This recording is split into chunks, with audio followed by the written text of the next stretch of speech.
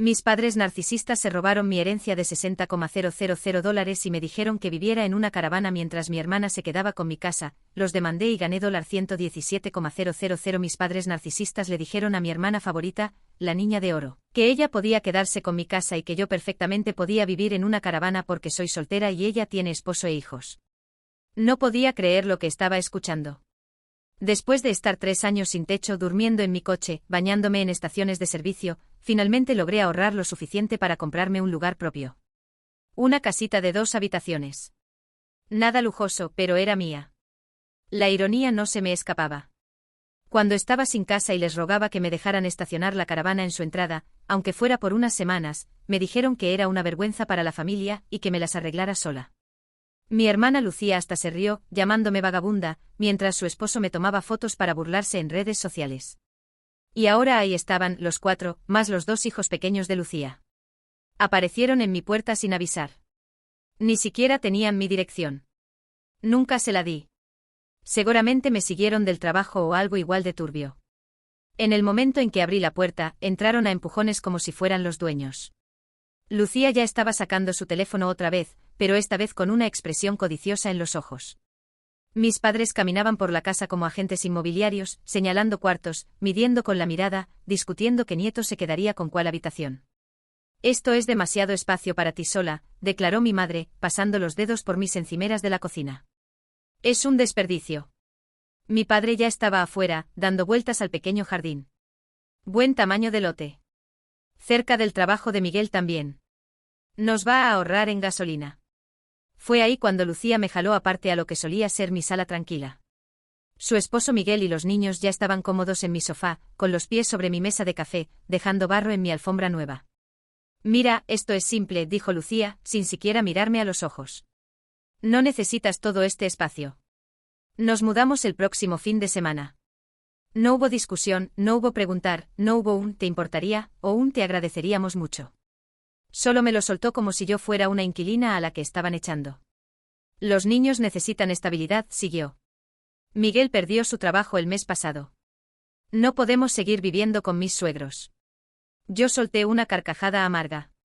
Ni de coña. Ahí fue cuando mi madre regresó de revisar mis habitaciones. Lucía tiene 2 hijos y está buscando trabajo. Estás siendo egoísta viviendo sola con todo este espacio. Mi padre asintió desde la puerta. Es hora de que ayudes a la familia en vez de pensar solo en ti. Te criamos mejor que esto. El descaro era brutal. Los mismos que no me dejaron estacionar en su entrada cuando literalmente estaba sin techo, ahora querían sacarme de mi propia casa. Saqué el celular y empecé a grabar. Déjenme entender. ¿Quieren que renuncie a la casa que compré con mi propio dinero, por la que estoy pagando la hipoteca, para que ustedes vivan aquí gratis? No estamos pidiendo, dijo Miguel, acercándose como si quisiera intimidarme. Te estamos diciendo. La familia va primero. Nos lo debes después de todo lo que hicimos por ti. ¿Todo lo que hicieron por mí? Casi me ahogué con mis propias palabras. Literalmente me llamaron vagabunda y se negaron a ayudarme cuando estaba viviendo en mi coche. Eso fue hace menos de 2 años. Mantuve el teléfono grabando mientras Miguel se acercaba más, tratando de intimidarme como siempre había hecho desde que éramos cuñados. Pero ya no era la misma mujer que se encogía ante sus amenazas o las de mi familia. Deja de grabar, ordenó mi madre, extendiendo la mano hacia mi teléfono. Esto es asunto de familia. No, respondí firmemente alejando el dispositivo. Esto es mi casa y tengo derecho a grabar lo que quiera en mi propiedad. Lucía se levantó del sofá donde se había sentado como si ya fuera suya y caminó hacia la cocina. Abrió el refrigerador y comenzó a revisar su contenido. Los niños tienen hambre, anunció, sacando ingredientes sin permiso. ¿Dónde guardas las ollas? No toques nada, grité, sorprendiéndome a mí misma con la fuerza de mi voz. Sal de mi cocina ahora mismo. Lucía me miró con desprecio. Relájate, solo voy a preparar algo rápido para los niños. No es para tanto. Sí es para tanto, repliqué caminando hacia ella y quitándole los ingredientes de las manos. Esta es mi casa, mi comida, y ustedes no fueron invitados. Mi padre, que había estado callado observando todo desde la puerta, finalmente habló. Ya basta de esta actitud infantil. Lucía necesita esta casa más que tú. Tiene una familia que mantener. ¿Y yo qué? Pregunté, girándome para enfrentarlo. ¿Acaso no soy parte de esta familia? Ah, espera, ya recuerdo. Cuando necesitaba ayuda, me dijeron que me las arreglara sola porque así se hacen las mujeres independientes. Eso fue diferente e intervino mi madre. Estabas despilfarrando tu dinero en tonterías. Necesitabas aprender una lección. Me reí con amargura. ¿Tonterías? Había perdido mi trabajo y ustedes lo sabían. Les supliqué que me dejaran estacionar la caravana en su entrada por 2 semanas mientras conseguía otro empleo. ¿Y qué me dijeron? Lucía sonrió con esa expresión arrogante que conocía tan bien. Te dijimos que crecerías y dejarías de ser una perdedora. Funcionó, ¿no? Ahora tienes esta casa. ¿Qué tú quieres robarme? Terminé la frase por ella. No es robo, declaró mi padre con autoridad. Es redistribución familiar. Tú no necesitas 2 habitaciones. Lucía tiene 2 hijos.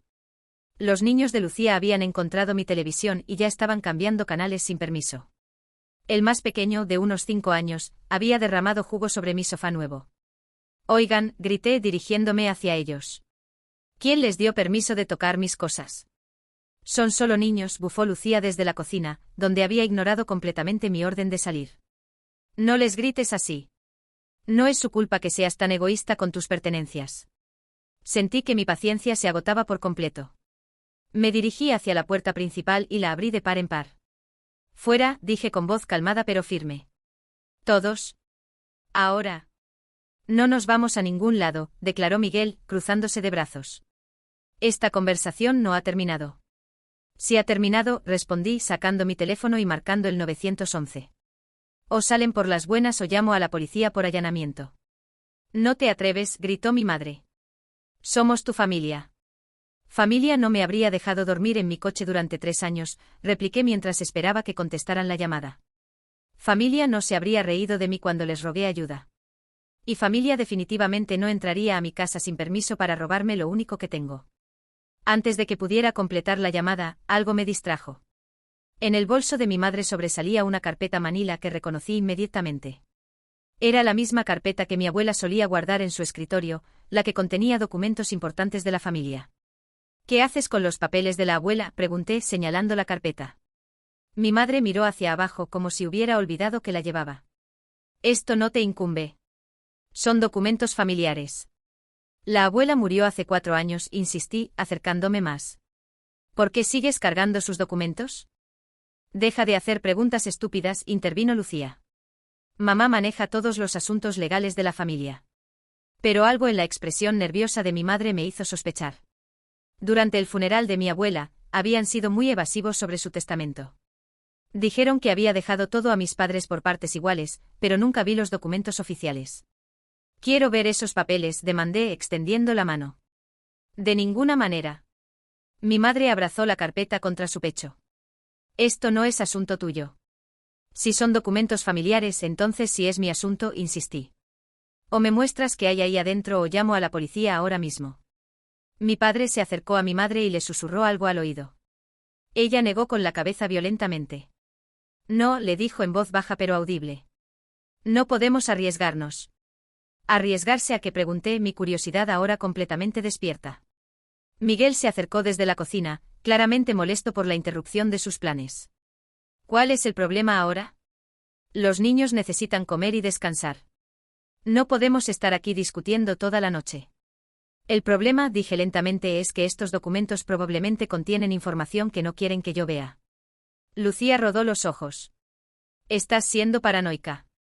Son solo papeles viejos de propiedades que ya no existen. Entonces no hay problema en mostrarlos, repliqué con lógica aplastante. El silencio que siguió fue ensordecedor. Los 4 adultos se miraron entre sí con expresiones que solo podía describir como pánico contenido. Dame esa carpeta, dije con más firmeza. Ahora. No. Mi madre dio un paso atrás hacia la puerta. Nos vamos. Oh no, no se van. Bloqueé su paso. No hasta que vea que están escondiendo. Miguel trató de empujarme a un lado, pero esta vez estaba preparada. Me mantuve firme y no me moví. Basta, gritó mi madre. Esto es ridículo. Son solo documentos de seguros viejos. ¿Seguros de qué?, presioné. Otro silencio incómodo. De la casa vieja de la abuela, murmuró mi padre finalmente. La casa que vendieron inmediatamente después de su muerte, pregunté, recordando cómo se habían deshecho de la propiedad con sospechosa rapidez. Necesitábamos el dinero, explicó mi madre defensivamente. Los gastos del funeral fueron muy altos. Pero algo no cuadraba. Mi abuela había sido muy cuidadosa con sus finanzas. Siempre me había dicho que tenía todo planeado para cuando muriera, incluyendo dinero separado específicamente para gastos funerarios. La abuela me dijo que tenía un seguro de vida y ahorros para el funeral, recordé en voz alta. ¿Por qué necesitarían vender la casa para eso? Las expresiones de pánico se intensificaron. Las cosas cambiaron, dijo Lucía rápidamente. Los costos médicos antes de su muerte fueron muy altos. Ella tenía seguro médico, repliqué. Y seguro médico privado. Me lo mostró. Mi madre ya estaba sudando visiblemente. Mira, esto no es importante ahora. Vinimos a hablar sobre tu situación de vivienda. No, dije firmemente. Ahora esto es muy importante. Dame esa carpeta o llamo a un abogado mañana mismo para que investigue todo lo relacionado con la herencia de la abuela. Fue mi padre quien finalmente se quebró. Está bien, gritó arrancándole la carpeta a mi madre. Toma tus malditos papeles, pero no vengas llorando después. Abrí la carpeta con manos temblorosas. Dentro había documentos que nunca había visto antes. Escrituras de propiedad, documentos del testamento y algo que me heló la sangre. Una carta escrita con la letra familiar de mi abuela, dirigida específicamente a mí. Mi querida nieta, comenzaba. Si estás leyendo esto, significa que algo salió mal con mis planes originales. Quería dejarte la casa y la mayoría de mis ahorros porque siempre fuiste la única que realmente me cuidó y me visitó regularmente. Tus padres solo aparecían cuando necesitaban dinero. Mis manos temblaron mientras continuaba leyendo. Mi abuela había dejado instrucciones específicas de que yo debía heredar la casa, no mis padres. También había un fondo de $60.000 destinado específicamente para mí. ¿Qué significa esto?, pregunté con voz ronca, levantando la vista hacia mi familia. El silencio fue ensordecedor. Incluso los niños habían dejado de hacer ruido, sintiendo la tensión en el aire. Significa, dijo mi padre con voz derrotada, que cometimos un error. Un error, repetí lentamente. Vendieron una casa que legalmente me pertenecía. Se robaron una herencia de $60.000 que era mía. No es tan simple, balbuceó mi madre. Los documentos eran confusos. Pensaron que podían robarme. Exploté finalmente. Y cuando estaba viviendo en mi coche, ustedes sabían que tenía derecho a esa herencia, pero no me dijeron nada. Lucía intentó acercarse. Escucha, podemos arreglar esto. Aléjate de mí, grité apartándome de ella. Todos ustedes, fuera de mi casa ahora mismo. Espera, suplicó mi madre. Podemos discutir esto como familia civilizada. No somos familia, rugí. Una familia no se roba entre sí. Una familia no deja que uno de los suyos viva en la calle mientras se quedan con su herencia. Fuera. Uno por uno comenzaron a dirigirse hacia la puerta. Miguel cargó al niño más pequeño, mientras el mayor siguió arrastrando los pies. Lucía fue la última en salir, volviéndose una vez más. Esto no termina aquí, me amenazó. Esos documentos podrían ser falsos. Entonces será mejor que contrate un buen abogado, repliqué fríamente. Porque yo voy a contratar al mejor que pueda encontrar. Después de cerrar la puerta con llave, me quedé sola con los documentos esparcidos en mi mesa de comedor. Había más información de la que había procesado inicialmente. Extractos bancarios que mostraban transferencias sospechosas, documentos notariales que parecían haber sido alterados y, lo más importante, una copia del testamento original de mi abuela con su firma auténtica. Mi teléfono sonó. Era un número desconocido. ¿Hola? ¿Habla usted con la nieta de Carmen Rodríguez?, preguntó una voz femenina profesional. Sí, soy su nieta. ¿Quién habla? Soy la abogada Elena Vargas. Su abuela contrató mis servicios hace 5 años para asegurar que su testamento se ejecutara correctamente. He estado tratando de contactarla durante años. ¿Podríamos reunirnos mañana? Hay asuntos muy importantes que discutir. Miré los documentos esparcidos frente a mí y sonreí por primera vez en toda la noche. Sí, respondí. Creo que tenemos mucho de qué hablar. La oficina de la abogada Elena Vargas estaba ubicada en el centro de la ciudad, en un edificio elegante de cristal. Cuando llegué a las 10 de la mañana, ella ya me esperaba con una pila de documentos sobre su escritorio y una expresión seria pero amable. Señorita Rodríguez, me saludó con un apretón de manos firme. Lamento mucho que hayamos tardado tanto en encontrarnos. Su abuela me contrató específicamente para asegurar que usted recibiera su herencia completa. Me senté frente a su escritorio, los documentos que había encontrado la noche anterior en una carpeta bajo mi brazo. Doctora Vargas, necesito saber exactamente qué me dejó mi abuela y qué pasó con esa herencia. Ella abrió una carpeta gruesa y comenzó a sacar documentos. Su abuela Carmen le dejó la casa de la calle Magnolia número 127, un fondo de ahorro de $60.000 y sus joyas familiares valoradas en aproximadamente $12.000. Mis padres vendieron la casa inmediatamente después del funeral, le informé. Dijeron que necesitaban el dinero para gastos médicos. La expresión de Elena se endureció. Eso es imposible. Su abuela tenía un seguro médico completo y un fondo separado de $8.000 específicamente para gastos funerarios. Además, la casa no podía venderse sin su consentimiento por escrito. Saqué los documentos de mi carpeta y se los mostré. Encontré esto anoche en posesión de mi madre. Elena examinó los papeles con atención creciente. Sus cejas se fruncieron mientras revisaba cada página. Estos documentos han sido alterados, declaró finalmente. Mire aquí, señaló una línea en el testamento. Han cambiado su nombre por el de sus padres como beneficiarios principales. ¿Cómo es posible que hayan hecho eso? Su padre trabajó en el registro civil durante 25 años, explicó Elena. Tenía acceso a sellos oficiales y conocía los procedimientos, pero cometió varios errores que podemos usar en su contra. Elena se levantó y caminó hacia un archivo. Sacó otra carpeta más gruesa. Su abuela sospechaba que algo así podría pasar, continuó. Por eso me pidió que guardara copias originales de todos los documentos en mi oficina. También grabó un vídeo explicando sus deseos específicos. ¿Un vídeo? Sí, lo grabamos aquí mismo hace 5 años, cuando ella ya estaba enferma pero aún tenía todas sus facultades mentales. Elena encendió una laptop y giró la pantalla hacia mí. ¿Quiere verlo? Asentí con el corazón latiendo fuerte. La imagen de mi abuela apareció en la pantalla, sentada en la misma silla donde yo estaba ahora. Se veía frágil, pero su voz era clara y determinada. Mi querida nieta, comenzó en el vídeo. Si estás viendo esto, significa que mis hijos probablemente trataron de robarte lo que es tuyo por derecho. Quiero que sepas que tú fuiste la única que realmente me cuidó durante mis últimos años. Viniste a verme cada semana, me llevaste al médico cuando tus padres estaban ocupados, y me escuchaste cuando necesitaba hablar. Las lágrimas comenzaron a formarse en mis ojos mientras continuaba hablando. Tus padres solo aparecían cuando necesitaban dinero. Tu hermana Lucía nunca me visitó ni una sola vez durante mis 2 años de enfermedad, siempre tenía excusas. Por eso decidí dejarte la casa, los ahorros y mis joyas. Quiero que tengas una vida mejor de la que ellos te permitieron tener. Elena pausó el vídeo. Hay más, pero creo que esto es suficiente por ahora. La pregunta es, ¿qué quiere hacer con esta información? Quiero recuperar todo lo que me robaron, respondí sin dudar. Eso va a requerir una demanda legal contra sus padres y posiblemente contra su hermana si participó en el fraude. Elena tomó notas mientras hablaba. También necesitaremos investigar qué pasó exactamente con el dinero de la venta de la casa. ¿Cuánto tiempo tomará? Depende de que también cooperen con la investigación. Si admiten el fraude y devuelven el dinero, podríamos resolver esto en unos meses. Si se resisten. Se encogió de hombros. Podría tomar años. Pensé en la arrogancia de Lucía la noche anterior.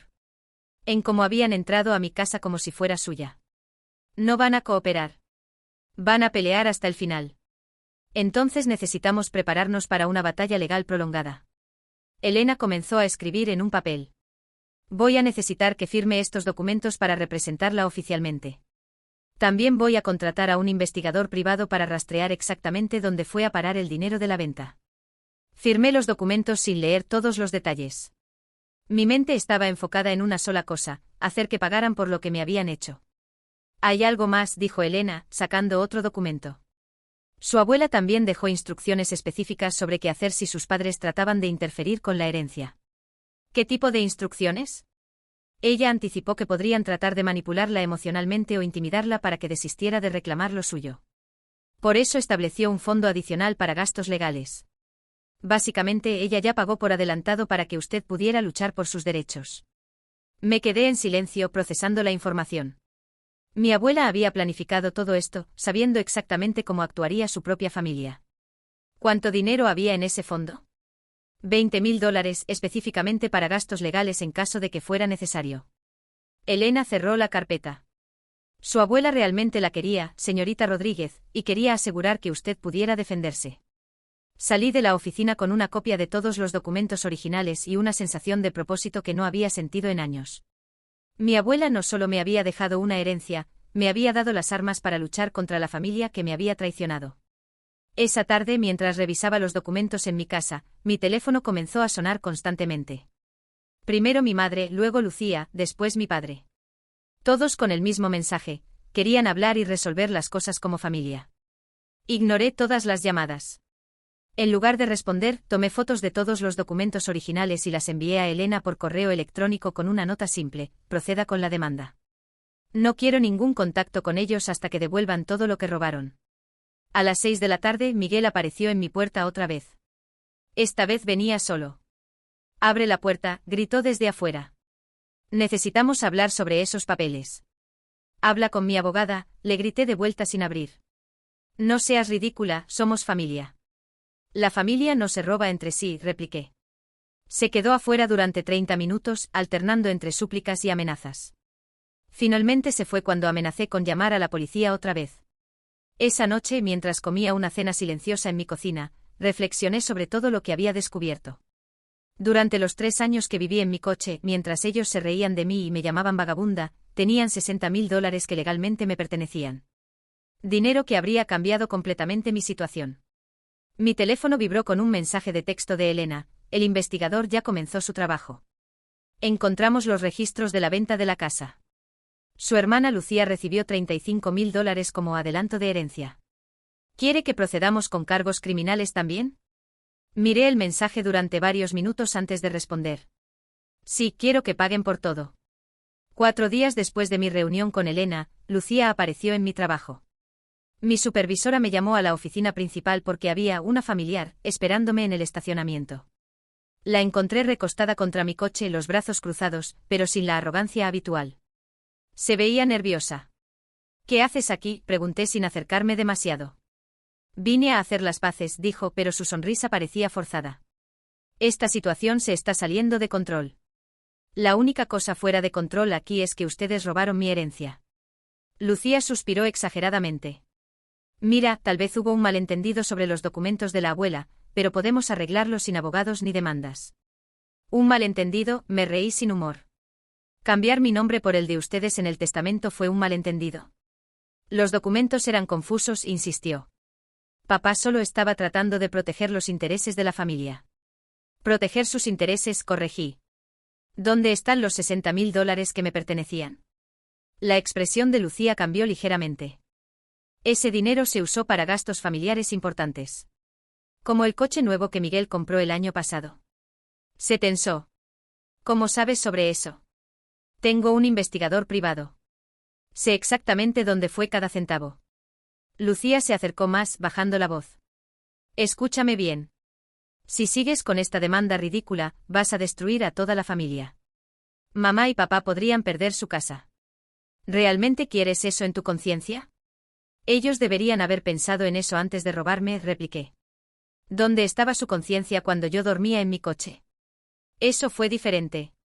Necesitabas aprender responsabilidad». «No», la interrumpí. «Necesitaban mi dinero para sus gastos y sabían exactamente cómo conseguirlo». Lucía cambió de táctica. «Está bien, digamos que cometimos errores, pero todavía somos familia. Podemos compensarte de otra manera». «¿Cómo?». «Puedes vivir con nosotros temporalmente hasta que encuentres algo más permanente». Miguel consiguió trabajo otra vez. Me quedé mirándola, procesando la audacia de su oferta. ¿Me estás ofreciendo vivir como huésped en tu casa después de que ustedes se robaron mi herencia? Es una solución práctica, dijo como si fuera perfectamente razonable. Mi solución práctica es recuperar los $72.000 que me robaron, más intereses y daños. Me dirigí hacia mi coche. Habla con mi abogada si quieres negociar. Espera. Lucía me bloqueó el paso. ¿Y si te damos la mitad? 25.000.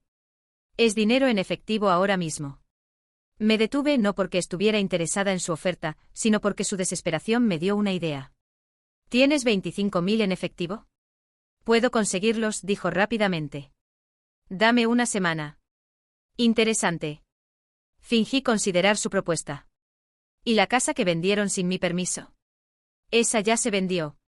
No podemos recuperarla. Pero podrían compensarme por su valor, ¿verdad? Claro, podríamos trabajar algo así. Sonreí, pero no porque estuviera contenta con su oferta. Dame 2 semanas para pensarlo. Mientras tanto, dile a Elena que suspenda temporalmente la demanda. Lucía se relajó visiblemente. Sabía que entrarías en razón. Somos familia después de todo. Sí, acordé falsamente. Somos familia. Esa noche llamé a Elena y le expliqué mi plan. ¿Estás segura de esto?, preguntó. Podríamos ganar mucho más dinero con la demanda completa. No se trata solo del dinero, expliqué. Quiero que admitan públicamente lo que hicieron, y quiero documentación de todo antes de que intenten esconder más evidencia. Elena guardó silencio por un momento. Entiendo. Es una estrategia arriesgada, pero podría funcionar. ¿Qué necesita que haga? Prepara todos los documentos para la demanda completa, pero no los presentes todavía. Mientras tanto, contrata al investigador para que rastree cada transacción que hicieron con el dinero de mi herencia. ¿Y si realmente intentan pagarle los 25.000? Entonces habré documentado una confesión parcial de culpabilidad, sonreí, lo cual hará que la demanda por el resto sea mucho más fácil de ganar. Los siguientes días fueron una actuación cuidadosa. Cuando Lucía llamaba para preguntar sobre mi decisión, yo sonaba indecisa pero interesada. Cuando mis padres trataron de contactarme, les dije que estaba considerando la propuesta de Lucía. El viernes por la tarde recibí una llamada de Elena con noticias interesantes. El investigador encontró algo importante, dijo. Su hermana no solo recibió $35,000 de la venta de la casa, también sacó un préstamo de $20,000 usando los documentos de propiedad falsificados como garantía. ¿Préstamo para qué? Aparentemente para que Miguel comprara un camión para su negocio de construcción. Pero el negocio quebró 8 meses después y nunca pagaron el préstamo. Esto era mejor de lo que había esperado. ¿Qué significa eso legalmente? Significa que cometieron fraude bancario además del fraude de herencia. Podrían enfrentar cargos criminales además de civiles. ¿Y mis padres? Su padre firmó documentos como testigo de la autenticidad de las escrituras falsificadas. Su madre notarizó algunos de los documentos usando su licencia del trabajo. Elena pausó.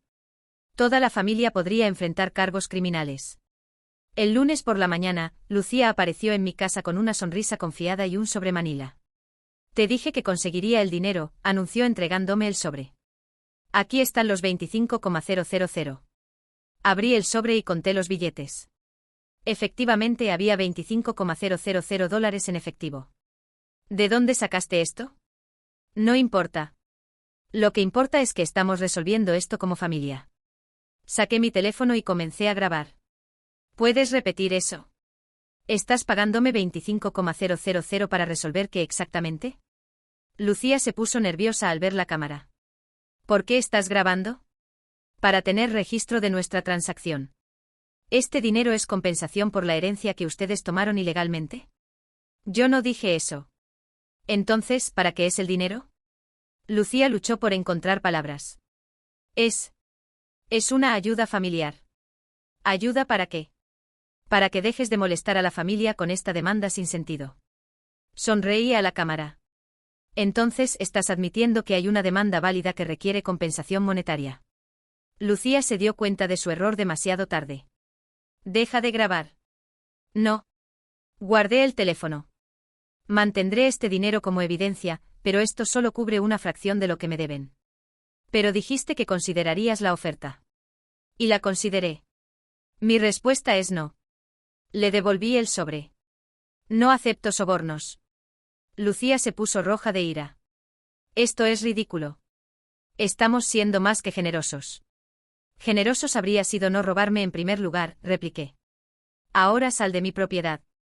Esto no va a terminar bien para ti, gritó mientras caminaba hacia su auto. Te vas a arrepentir. Esa tarde llamé a Elena. Ya tenemos suficiente evidencia. Procede con la demanda completa. ¿Estás segura? Una vez que presentemos los cargos criminales, no hay vuelta atrás. Miré por la ventana hacia mi pequeña casa, la que había comprado con tanto esfuerzo después de 3 años viviendo en mi coche. Recordé cada noche fría, cada día sin ducha, cada momento de humillación mientras ellos sabían que tenían mi dinero. Estoy completamente segura, respondí. Es hora de que enfrenten las consecuencias. La citación judicial llegó a la casa de mis padres un martes por la mañana. Elena me llamó a las 10 para confirmar que el alguacil había entregado los documentos personalmente. Su padre intentó cerrar la puerta, pero el alguacil ya había entregado los papeles, me informó con satisfacción profesional. Tienen 30 días para responder. No tuve que esperar mucho para su reacción. Mi teléfono comenzó a sonar a las 2 de la tarde. Primero mi madre, histérica y gritando sobre traición familiar. Después mi padre, tratando de sonar autoritario, pero claramente nervioso. Finalmente Lucía, alternando entre amenazas y súplicas. Ignoré todas las llamadas. El miércoles por la tarde Elena me llamó con noticias. Contrataron a Roberto Mendoza como su abogado. Es un abogado criminalista caro. El hecho de que lo hayan contratado confirma que saben que están en problemas serios. El jueves recibí una llamada de un número desconocido. Era Mendoza. Señorita Rodríguez, soy el abogado de su familia. Podríamos reunirnos para discutir una resolución amistosa. Cualquier comunicación debe pasar por mi abogada, respondí. Por supuesto.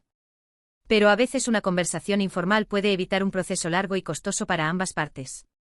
El proceso largo y costoso ya comenzó cuando decidieron robarme, repliqué. Hablen con Elena Vargas. Colgué antes de que pudiera responder. El viernes por la noche, mientras veía televisión, escuché voces afuera. Miré por la ventana y vi a Miguel caminando hacia mi puerta con mi padre. Llamé inmediatamente a la policía. Los golpes en mi puerta comenzaron antes de que terminara la llamada. Miguel gritaba desde afuera. Abre la puerta. Solo queremos hablar. La policía está en camino, grité de vuelta. Salgan de mi propiedad. Las patrullas llegaron en menos de 10 minutos. Después de hablar con ellos, los oficiales me recomendaron obtener una orden de restricción.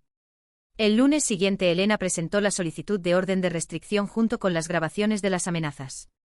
Cada vez que hacen algo estúpido fortalecen nuestro caso, me explicó. El martes recibí una llamada inesperada de Miguel. Por favor, suplicaba, claramente desesperado.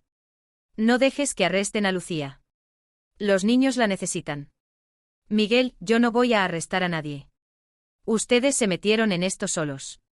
Pero puedes parar la demanda. Puedes perdonar y olvidar. Como ustedes perdonaron y olvidaron cuando yo vivía en mi coche. Eso fue diferente, murmuró. No, no lo fue. Ustedes sabían exactamente lo que estaban haciendo. El miércoles Elena me llamó con noticias excelentes. El abogado de ellos quiere negociar. Están dispuestos a devolver 70.000 inmediatamente para evitar los cargos criminales. ¿70.000? Su investigador encontró más cuentas bancarias. Aparentemente usaron parte del dinero para pagar deudas de tarjetas de crédito y un préstamo personal. El valor actual más los intereses acumulados suma aproximadamente $85.000. Consideré mis opciones cuidadosamente. Acepto la oferta con una condición adicional. ¿Cuál? Quiero una disculpa pública y por escrito de cada uno de ellos, admitiendo específicamente lo que hicieron y reconociendo que yo tenía razón todo el tiempo. Elena se rió suavemente. Eso va a doler más que el dinero.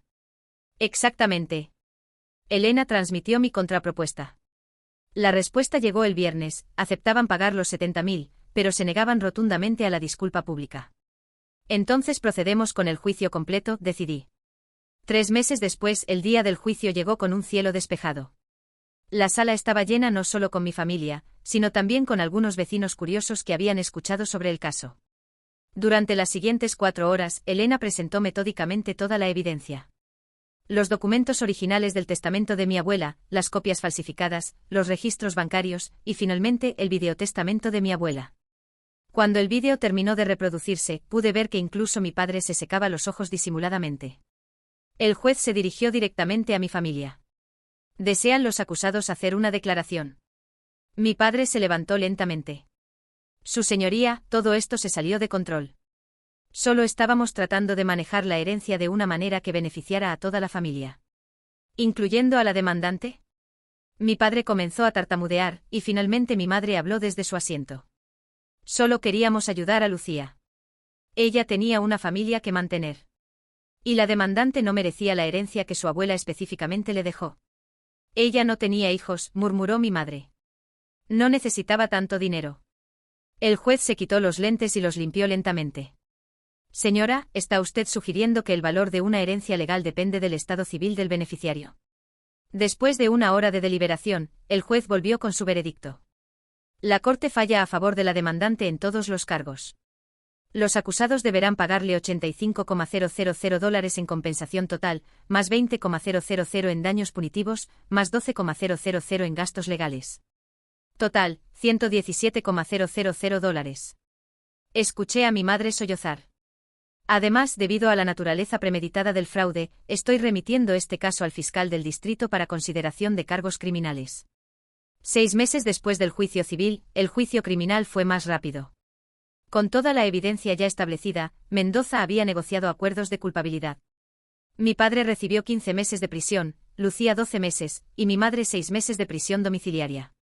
Todos perdieron el derecho al voto y quedaron con antecedentes criminales permanentes. Con el dinero del juicio compré una casa nueva de 3 habitaciones con jardín grande. También establecí un fondo de emergencia y comencé a invertir el resto. Pero lo más importante que hice fue fundar una organización sin fines de lucro llamada Herencia Justa, dedicada a ayudar a víctimas de fraude familiar. Elena se unió como asesora legal, trabajando pro bono para casos que no podían pagar representación. 1 año después del juicio, mientras trabajaba en mi jardín, vi una figura familiar caminando por la acera. Era mi padre, que había salido de prisión recientemente. Se veía mayor, más delgado. Se acercó cautelosamente a la cerca de mi jardín. Estoy orgulloso de ti, dijo con voz quebrada. Tu abuela estaría orgullosa también. Mi abuela estaba orgullosa, repliqué sin levantar la vista de mis flores. Lo suficiente como para asegurar que yo pudiera defenderme de ustedes. Sé que cometimos errores terribles. ¿Hay alguna manera de que podamos? No. Lo interrumpí firmemente, finalmente mirándolo. No hay manera. Ustedes tuvieron múltiples oportunidades de hacer lo correcto y eligieron lo contrario cada vez. Pero somos familia. No. Familia no me habría dejado vivir en mi coche. Familia no me habría robado mi herencia. Familia no me habría amenazado cuando los confronté. Mi padre bajó la cabeza. ¿Nunca podrás perdonarnos? Ya los perdoné, respondí honestamente. Para mi propia paz mental. Pero perdón no significa que tenga que tenerlos en mi vida. Se fue sin decir nada más. Esa noche, mientras cenaba en mi cocina espaciosa, recibí una llamada de Elena. ¿Cómo va el trabajo con la fundación? Bien, respondí. Esta semana ayudamos a 3 familias a recuperar herencias robadas. Una de ellas era un caso muy similar al mío. Me alegra escuchar eso. Por cierto, tengo noticias sobre tu familia. ¿Qué tipo de noticias? Lucía salió de prisión el mes pasado, pero no puede encontrar trabajo por sus antecedentes. Miguel se divorció de ella mientras estaba presa y tiene custodia de los niños. No sentí satisfacción con estas noticias, pero tampoco lástima. Tu madre está trabajando medio tiempo en un supermercado. Tu padre consiguió trabajo como conserje nocturno. Gracias por mantenerme informada, dije simplemente. 2 años después, mi organización había crecido considerablemente. Teníamos oficinas en 3 ciudades y habíamos ayudado a recuperar más de $2 millones en herencias robadas. Durante una conferencia sobre derechos de herencia que estaba dando en la universidad local, una mujer joven se me acercó después de mi presentación. Señorita Rodríguez, soy periodista del periódico local. ¿Podría hacerle algunas preguntas sobre su historia personal? Por supuesto. Su caso se ha vuelto bastante conocido. ¿Alguna vez se arrepiente de haber llevado las cosas tan lejos con su propia familia? Miré hacia el auditorio, donde docenas de personas habían venido a aprender sobre sus derechos legales. Pensé en todas las víctimas que habíamos ayudado, en todas las herencias recuperadas, en todas las familias que habían encontrado justicia. No, respondí sin dudar. Lo único de lo que me arrepiento es no haber valorado lo suficiente a la única persona que realmente me amó, mi abuela. Ella me enseñó que la familia real es la que te apoya, no la que te explota. ¿Tiene algún mensaje para las personas que están pasando por situaciones similares? Sonreí pensando en la carta que mi abuela me había dejado, en su sabiduría y en su amor incondicional. Sí. No permitan que nadie, ni siquiera la familia, les robe lo que les pertenece por derecho. La justicia no siempre es fácil de obtener, pero siempre vale la pena luchar por ella. Esa noche, mientras revisaba los casos nuevos que habían llegado a nuestra organización, mi teléfono sonó. Era un número desconocido. Señorita Rodríguez. Habla Patricia Morales. Vi su conferencia en las noticias. Mi propia familia se robó mi herencia hace 5 años y no sabía que podía hacer algo al respecto. Me recosté en mi silla, sonriendo. Patricia, me alegra que haya llamado. Cuénteme su historia. Mientras escuchaba su caso, que era sorprendentemente similar al mío, supe que mi abuela estaría orgullosa. No solo había recuperado lo que me pertenecía, sino que había usado esa experiencia para ayudar a otros. La justicia, descubrí, no era solo recuperar lo que me habían robado. Era asegurar que otros no tuvieran que pasar por lo mismo. Y en eso había encontrado mi verdadero propósito.